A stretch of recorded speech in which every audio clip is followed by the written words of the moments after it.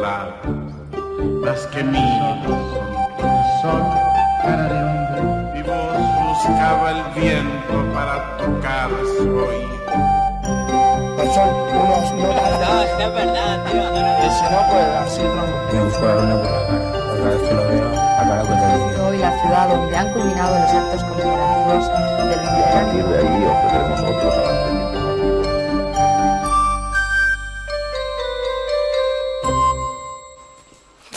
Este libro se publicó por primera vez en Madrid en 1605. Les voy a leer el principio.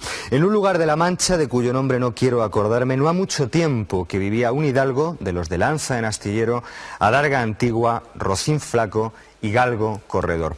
Naturalmente se trata de Don Quijote de la Mancha, de Don Miguel de Cervantes. Tenemos también otro, publicado por primera vez en México en 1955. Les leo también el comienzo del libro. Vine a Comala, empieza, porque me dijeron que acá vivía mi padre, un tal Pedro Páramo. Mi madre me lo dijo y yo le prometí que vendría a verlo en cuanto ella muriera. Le apreté sus manos en señal de que lo haría, pues ella estaba por morirse y yo en un plan de prometerlo todo. Lo habrán reconocido muchos de ustedes, es naturalmente Pedro Páramo, de Juan Rulfo. 350 años separan estos dos libros, estas dos obras cumbres de la literatura universal. 350 años y el Océano Atlántico. Sin embargo, tienen en común algo muy importante, la lengua. Hoy les proponemos iniciar con nosotros un largo viaje, cruzar el charco para hablar del español en América. Escuchen. Marili, muchacha, qué casualidad. Ahora mismito estábamos hablando de ti. Ahora mismo. Yo tampoco, no me gusta. Oh, tan grandote y tan gacho. Mariquita. Y además me tengo que ir a trabajar, hombre. Por eso no votan a nadie. Ah, no. Mira. ¿No crees que con estos informes en el expediente alguien me va a dar trabajo? Alguien se va a arriesgar por mí. Tendré que ir para la agricultura o para la construcción. ¿Y qué hago yo con un ladrillo en la mano, David? ¿Dónde lo pongo? Hay compañeros que han dado la vida, hay compañeros que están presos en estos momentos, hay compañeros que están expulsados, pero más que el miedo, ¿cierto?, es la voluntad de construir una patria nueva. Sabes que me gustas, ¿no? Pues a mí también. Lástima tu olor. ¿Qué? ¿No te gustan los pais? Epa. Cuando se dice en México, estoy como agua para chocolate, significa que estás a punto de explotar, pero en dos sentidos, o de rabia o eróticamente. Vamos, pibe. ¿Quién sos? ¿Qué te metes? La pinta no es todo. Pues todo comenzó, como nos explicaron aquel día divinamente en el colegio, el 12 de octubre de 1492. ¿Recuerdan? Rodrigo de Triana, subido a la cofa del palo mayor de aquellas naves que enviamos, de repente gritó ¡tierra! No es nuestra palabra más bonita, ¿qué le vamos a hacer? Pero por contingencias fue la primera palabra en lengua castellana que se escuchó en el continente americano. Desde entonces ha pasado mucho tiempo, han ocurrido muchas cosas y durante estos 500 años, allá al otro lado del mar, como dijo el poeta, han cuidado el español, lo han mimado, lo han transformado y lo han enriquecido adaptándolo a sus necesidades, cosa que además nos parece muy bien. Por ejemplo, hemos elegido para ustedes una palabra que aquí en España todos sabemos lo que significa. Pechuga. Sin embargo, nos va a sorprender saber lo que se entiende por pechuga en otros lugares. Doña Ángeles Macua, buenas tardes. Enhorabuena por este premio. Es finalista una novela de Ángeles Macua del premio Gijón de Novela. ¿Qué significa pechuga en otros lugares? En Colombia y en Chile, pechuga significa valor, sangre fría, cinismo. En Ecuador, en cambio, pechuga significa abuso de confianza. Por ejemplo, tocar la pechuga ajena es un abuso de confianza. Y en Guatemala, Honduras e incluso en Nicaragua significa algo así como lo que nosotros le estamos dando ahora, un disgusto gordo. Pues ya han visto, y sin embargo todo es español, correcto español, genuino español. Dependiendo del país en que lo preguntemos, esto serían bigudíes, pachas, rizadores, roles, rolos, rollos, ruletos, rulos, chichos, y sin embargo todo es español, genuino español y correcto español. Si dijéramos concha en Argentina, nos estaríamos metiendo en un lío, en el mismo lío en que nos meteríamos en Uruguay si dijéramos coger, que no significa ni remotamente lo mismo que aquí. En Cuba, por ejemplo, al plátano frito lo llaman mariquita. En este caso nos meteríamos en un lío si se lo dijéramos, por ejemplo, a Guillermo, que se suele tomar estas cosas bastante mal. Y no les contamos cómo se dice lotería en Chile o en Argentina, porque si lo dijéramos nos pondrían directamente de patitas en la calle. El académico Humberto López Morales ha presentado recientemente este libro, La aventura del español en América, publicado por Espasa Calpe, y hemos intuido que detrás del título, por aquello de la aventura, en esto del español en América debió haber desde el principio sus más y sus menos. Sí, ciertamente, escogimos la palabra aventura, precisamente porque ha habido episodios de todo tipo, episodios desagradables con resultados negativos y episodios positivos, estos últimos los más afortunadamente. Pienso, por ejemplo, en la política lingüística, a mi juicio equivocada, de las épocas coloniales, que de alguna forma impidieron o retardaron la castellanización de los grandes núcleos indígenas americanos. Si pensamos que a principios del siglo XVIII había solamente 3 millones de hispanohablantes en América, se comprenderá la magnitud de todo esto. Por otra parte, también soplaron aires de independencia lingüística y cultural. Me refiero al romanticismo argentino, por ejemplo, donde varios autores se empeñaron, pero muy intensamente, en elaborar una lengua ajena al español, absolutamente ajena. Eran las épocas en que se miraba con entusiasmo a Francia, a la literatura francesa, y donde se intentaba dar carta de ciudadanía a fenómenos muy dialectales, muy locales, para con ellos construir una nueva lengua, la lengua argentina, la lengua nacional de los argentinos. Eso también fue un fracaso, pero fue un intento verdaderamente importante. Por otra parte, pienso en el revés que significó para el mundo hispánico, desde el punto de vista cultural y lingüístico, el 98. Pienso fundamentalmente en Puerto Rico. A partir de ese momento ha vivido una serie de vicisitudes lingüísticas y, por supuesto, políticas y culturales, vicisitudes que aún no han terminado, lamentablemente. Yo creo que ya es absolutamente imposible que ocurra nada con la fragmentación del español americano, fundamentalmente por las comunicaciones. Hoy los medios de comunicación ya no tienen absolutamente nada que ver con lo que eran, no ya hace 100 años, con lo que era hace tan solo 20 años. Hoy la comunicación vía satélite es efectivamente un éxito y es una actividad cotidiana prácticamente. Es decir, que hoy desde todos los puntos de vista, la televisión, el cine, la radio, la prensa, ¿verdad?, nos une cada día más. Es decir, que el Atlántico se está empequeñeciendo por minutos. El hecho de que un escritor importante español publique hoy un artículo en la prensa española y que dentro de 2 días ese mismo artículo aparezca en 200 periódicos hispanoamericanos, esto parece, por supuesto, dar al traste con la idea de que se va a fragmentar el español. Todo lo contrario, cada día se va haciendo el español más y más panhispánico. Solo quisiera, desde luego, insistir en la unidad del español de hoy. El hecho de que la lengua española de América, aunque es una lengua que tiene diferencias y que tiene variedades, evidentemente, tiene muchos más elementos que nos unen. Es lo que los sociólogos del lenguaje califican a las lenguas como de lenguas blandas, cuando los hablantes de todos sus dialectos pueden entenderse sin grandes dificultades, cosa que no pasa con el inglés o con el alemán, por ejemplo, que hay dialectos que son mutuamente ininteligibles. Es decir, yo espero que ustedes me estén entendiendo perfectamente, a pesar de que estoy utilizando un español culto, por supuesto, pero un español del trópico, del Caribe, que es de donde vengo esencialmente, ¿verdad?, sin mayores tropiezos. Exactamente igual que nosotros entendemos pues a un chileno o que ustedes entienden a un argentino o a un venezolano. De manera que la unidad de la lengua, es lo que quiero dejar aquí establecido, está absolutamente fuera de duda razonable. Tenemos más palabras curiosas para ustedes. Por ejemplo, a trabajar, al hecho de currar en el lenguaje coloquial, en Bogotá se le llama camellar, en Buenos Aires laburar y en Caracas chambear. Será por palabras, por riqueza idiomática. No sabemos en cualquier caso cómo se dice jugar, y si es que jugar se dice de otra manera, pero es a lo que nos disponemos en este momento. Les vamos a presentar a nuestros concursantes de hoy. En el equipo A forman Lidia Sotelo y Manu Sánchez. Buenas tardes. Nos han regalado, ya saben que es requisito imprescindible, la siguiente palabra. Chorra. Gozar de una gran chorra es tener mucha suerte. ¿Lo han cogido? Seguramente es un chiste de concursante, seguro que si tiene algún concursante por casa se habrá dado cuenta de la doble intención que tiene esta definición. Equipo H, les presento a María Álvarez de Eulate y Alejandro Laguna. Su palabra, que también tiene su gracia, es la siguiente. Teleósteo, en su sentido más estricto, es un servicio de habituallamiento eclesiástico destinado a cubrir emergencias eucarísticas. Es la palabra del equipo H. Les recordamos que nuestro juego consiste en acertar, en adivinar la definición correcta entre las que nos ofrecen nuestro trío experto en lenguas bífidas aquí presente. Ya saben que el equipo ganador se llevará un lote de 200.000 pesetas en libros, mientras que el equipo perdedor se llevará un lote valorado en 100.000 pesetas, también naturalmente en libros.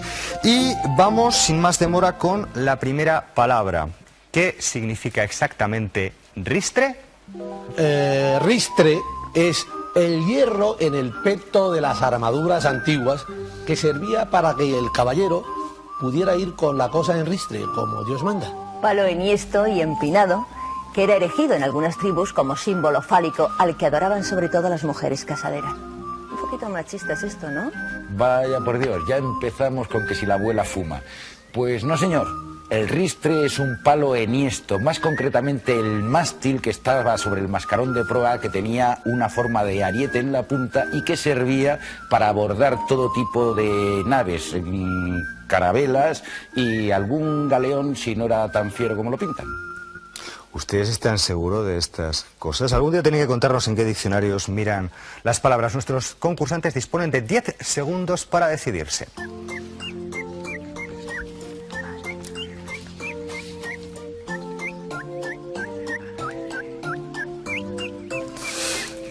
Tiempo, han pasado estos 10 segundos que les dábamos, han apuntado en sus pizarras las definiciones. Y equipo A, por favor, ¿por cuál de las definiciones nos inclinamos? Sí, creemos que es el mascarón de proa que utilizaban los barcos para abordar. Ustedes sabrán. Equipo H. Nosotros optamos por la opción medieval, la de la armadura. Bueno, lo de la opción medieval supongo que no irá por mí porque soy antiguo, pero no tanto. Diccionario de la Real Academia Española, imprescindible en todos los hogares y en todas las estanterías. Si buscan por la R, leerán lo siguiente: ristre, hierro ingerido en la parte derecha del peto de la armadura antigua, donde encajaba el cabo de la manija de la lanza para afianzarlo en él. ¿Se ha partido de la risa el equipo H? Vamos con nuestra segunda palabra, epímone. ¿Qué puede significar epímone? Vamos a verlo. Epímone es una figura que consiste en repetir inmediatamente la misma palabra para dar énfasis a lo que se dice, como diría Hilario Pino. Es un himno victorioso, un canto triunfal. Y cuando después de una pelea lo entona chulescamente un duro, pues se le llama el canto de un duro. ¿Estás segura? Epímone suena a griego y es porque en la Magna Grecia se designaba así a los bardos o poetas que cincelaban la piedra y por eso se decía que trabajaban golpe a golpe, verso a verso. Pues no se pierdan que lo más sorprendente es que una de estas definiciones es correcta, es real. Nuestros concursantes tienen 10 segundos para decidir cuál de ellas es.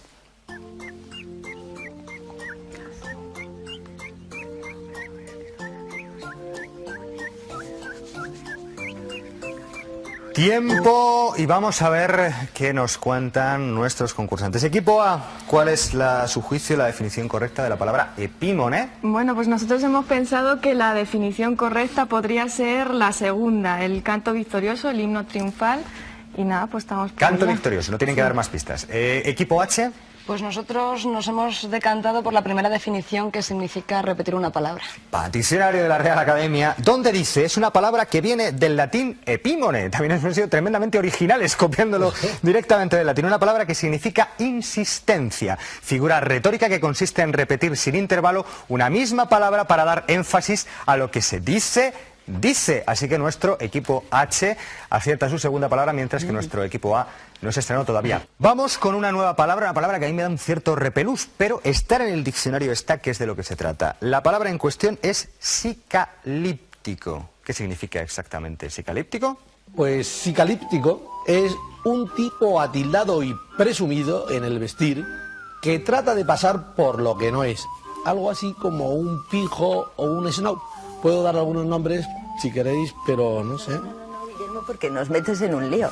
No, psicalíptico dícese de la acción fragmentaria, desarrollada vertiginosa y trepidantemente. Por ejemplo, la jotica manchega. Aunque les cueste creerlo, psicalíptico es una palabra más verde que Guillermo, porque es una malicia sexual, una picardía erótica que si la tradujéramos al inglés significaría algo así como presidente demócrata aficionado a tocar el saxo.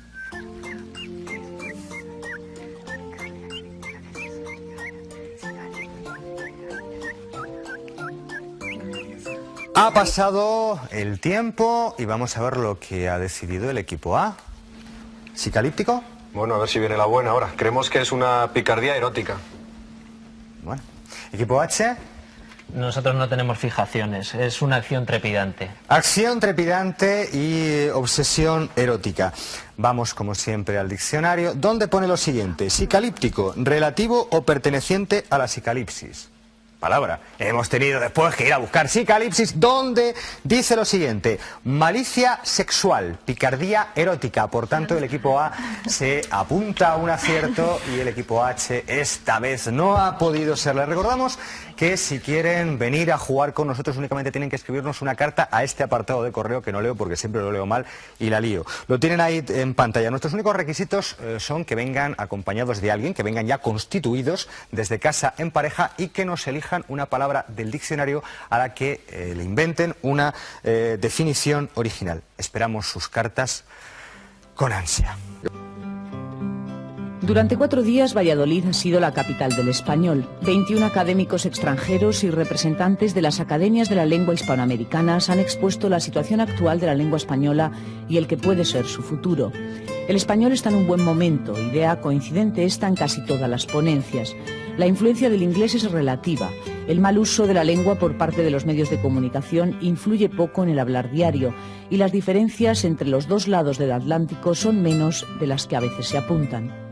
No hay un español de España frente a otro español de América, sino que cada uno de esos dominios está vinculado a motivos geográficos, sí, pero también a otros sociales o históricos, y todo resultará enrevesado, de tal modo que un tinerfeño cuando habla se parece más a un puertorriqueño, a un venezolano, que a un pastor del Pirineo.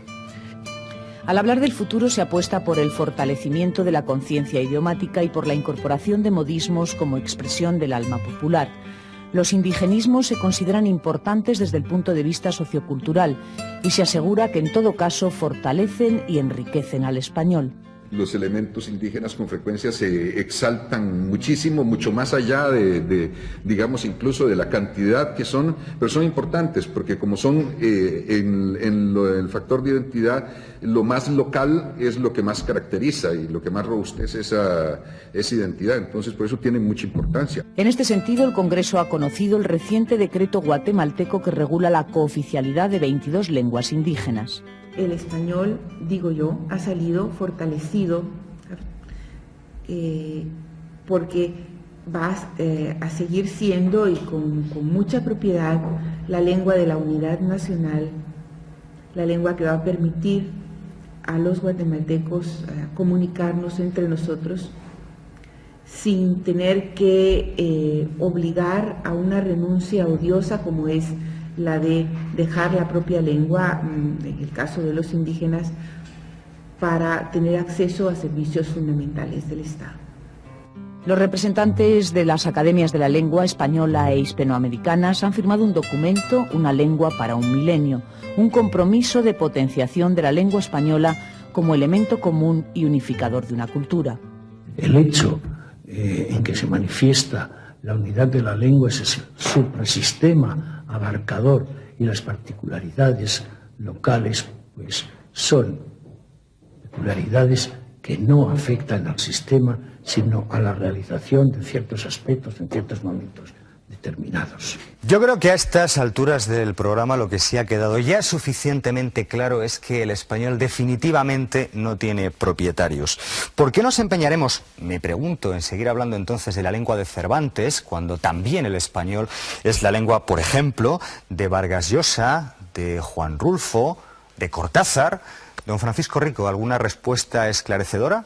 Es frecuente llamar al español la lengua de Cervantes. El Instituto Cervantes se denomina justamente la entidad que tiene por misión principal contribuir a la difusión de nuestro idioma en todo el mundo, y uno de cuyos logros recientes ha sido la publicación de la primera edición crítica del Quijote, que yo mismo he tenido el honor y la responsabilidad de dirigir. Pero ¿por qué razón es el español la lengua de Cervantes? Que Cervantes es un escritor gigantesco, nadie puede dudarlo. Que sea un modelo de lenguaje, en cambio, se ha discutido más de una vez. En el Quijote se leen frases que ningún maestro daría hoy por buenas en una redacción escolar. Cervantes, por ejemplo, no escribe pidió a la sobrina las llaves del aposento, sino pidió las llaves a la sobrina del aposento, como si a la sobrina del aposento se le hubieran pedido unas llaves de que ya tenemos noticia. O no escribe, por ejemplo, poniéndole en las manos un libro que traía su compañero, sino poniéndole un libro en las manos que traía su compañero, con la estupenda posibilidad de entender que el libro, viniera de donde viniera, se puso en unas manos que traía su compañero. Pero la verdad es que en cierto sentido Cervantes no escribe esas frases ni ninguna otra del Quijote, porque el Quijote es menos un libro escrito que un libro hablado, dicho con la espontaneidad y la frescura de la conversación. Y en este aspecto sí que nos brinda un ejemplo insuperable de naturalidad, de gracia y también de elegancia.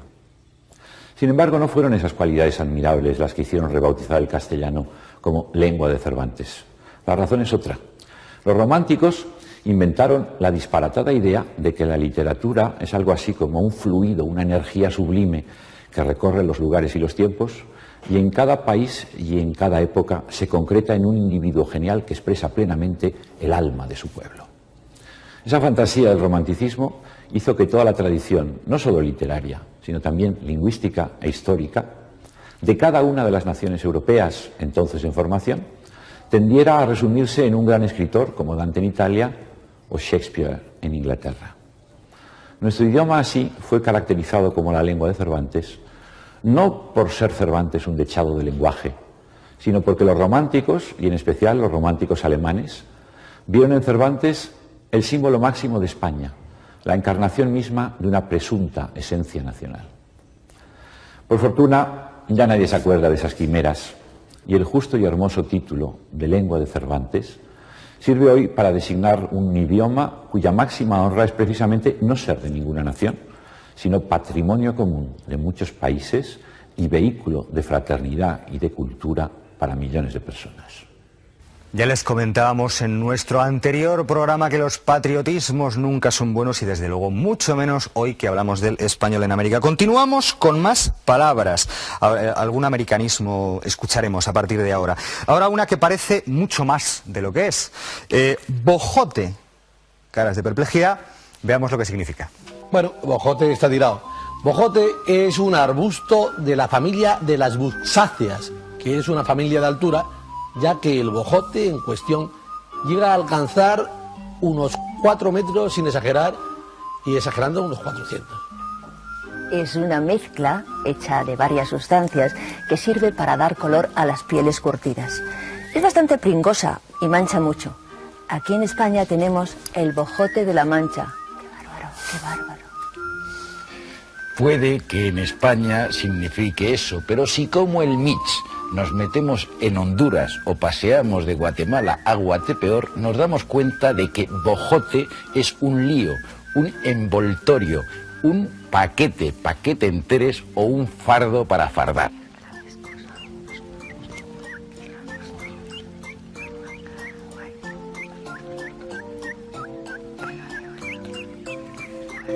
Bueno, 10 segundos han pasado, hemos tomado nuestras decisiones. Equipo H, les hemos visto comentando fuera de tiempo. Equipo A, ¿por qué definición nos inclinamos? Pues nos inclinamos por la primera definición, por el arbusto de la familia de los altos. Etcétera. Equipo H. Nosotros hemos decidido que es una mezcla para dar color. Curioso, como ven, nuestros dos equipos han tomado decisiones distintas, decisiones sin duda distantes y decisiones indudablemente erróneas, porque bojote en Ecuador, Honduras, Puerto Rico, Santo Domingo y Venezuela significa lío, bulto, paquete. Ahora sí que se ven caras de desolación. Nueva palabra para nuestro juego, una palabra que utilizamos de vez en cuando y posiblemente mal. Tengan cuidado, no se lleven a engaño. Deleznable. ¿Qué significa exactamente deleznable? Deleznable, dícese del chaleco de Jesús Marchamalo y dícese también de la persona despreciable en su comportamiento, como Ignacio Salas. Es sinónimo, por ejemplo, de deplorable, lamentable, chungo o chungalí. Bueno, en general es un objeto necesitado de lezna, que es ese hierrecillo de punta fina con mango de madera usado por los artesanos o zapateros para coser, cortar, pespuntar o pespuntear, que de las dos formas puede decirse. Deleznable es una sorprendente palabra que suena a insulto. Yo siempre creí ser un tipo deleznable y resulta que no me faltaba razón, porque deleznable es algo así como delicado, frágil, vulnerable, que se deshace fácilmente, como el cristal. Ven, deleznable.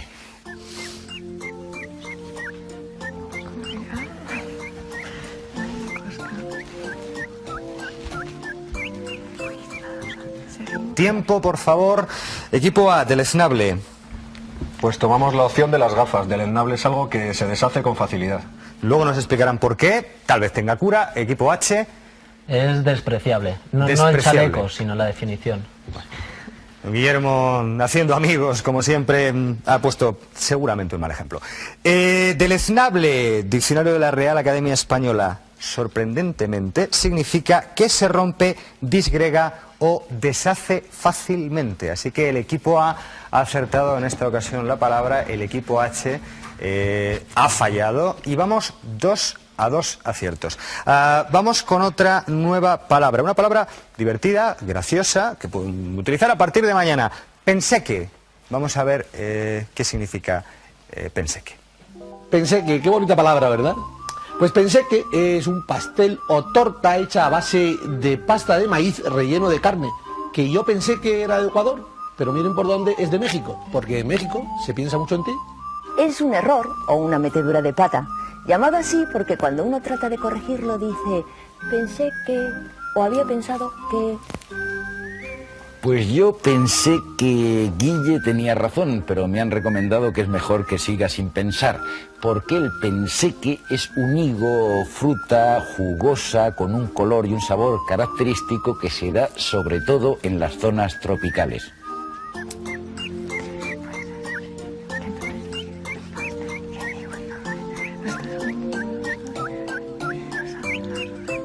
Y tiempo. ¡Qué relax! Equipo A, ¿por cuál nos decidimos? Bueno, pues nosotros somos muy golosos y creemos que es el pastel. El pastel. ¿Equipo H? Pues nosotros al final hemos decidido que es el higo, la fruta. Y no es posible, no es posible. Pensé que, de la frase pensé que, error nacido de la ligereza, descuido o falta de meditación. Así que nuestros equipos hoy han empatado. Ha sido divertido jugar. Muy bien. Pues nosotros vamos a acabar, como siempre, con nuestro Museo de los Horrores. Hoy la segunda entrega. Dar un giro de 360 grados. Seguramente que alguna vez se lo han escuchado algún prohombre de la patria. Con su permiso voy a dar un giro de 360 grados. Esto son 90 grados, esto son 180, estos son 270 y estos son 360 grados. Quiere decir que no compensa. Si uno da un giro de 360 grados se queda exactamente donde estaba, con lo cual es bastante inútil. Les recordamos que si usted encuentra algún error garrafal como este, háganoslo saber. Escríbanos, envíenos recortes, fotos, vídeos, cuanto prueba testifical quieran a este apartado de correos, porque ya saben que recompensaremos su vigilancia y dedicación. Gracias a nuestros concursantes que han estado hoy con nosotros. Volvemos la semana que viene, no lo olviden, el miércoles, y ya saben, si se encuentran con Guillermo, díganle que lo ha hecho muy bien. Nos vemos, cuídense.